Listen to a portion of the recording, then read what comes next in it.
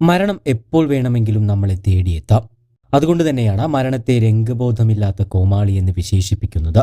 ഇല്ല എങ്കിൽ സന്തോഷത്തോടെ കഴിഞ്ഞിരുന്ന ഈ കുടുംബത്തിന് ഇങ്ങനെയൊരു വിധി സംഭവിക്കില്ലായിരുന്നു. ഓണാവധിക്ക് സേലം വിനായക കോളേജിലെ 2ാം വർഷ നഴ്സിംഗിന് പഠിക്കുന്ന ഏക മകൾ നിമിഷ എത്തുന്നതിന്റെ സന്തോഷത്തിലായിരുന്നു കടയ്ക്കൽ പുല്ലുപണ ചുരുവിള പുത്തൻ വീട്ടിൽ ഷിബുവും ഭാര്യ മിനിയും.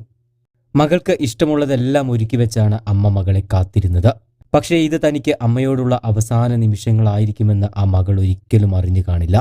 മകൾക്ക് ഓണക്കോടി എടുത്തു നൽകിയും പൂക്കളമിട്ടും സദ്യയൊരുക്കിയുമെല്ലാം അവർ ഈ ഓണം സന്തോഷത്തോടെ ആഘോഷിച്ചിട്ടുണ്ടാകും.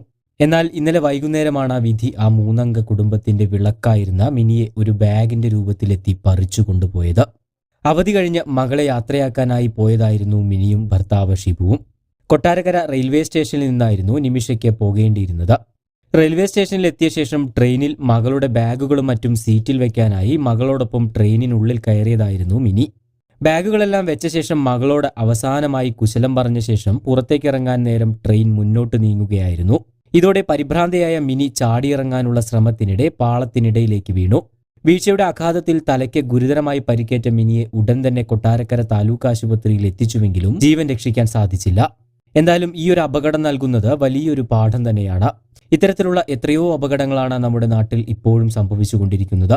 ട്രെയിൻ നീങ്ങുന്നതിനിടയിൽ കയറാനോ ഇറങ്ങാനോ ശ്രമിക്കുന്നത് വളരെ അപകടം പിടിച്ച ഒരു പ്രവൃത്തി തന്നെയാണ് എന്നതിൽ ഒരു തർക്കവുമില്ല.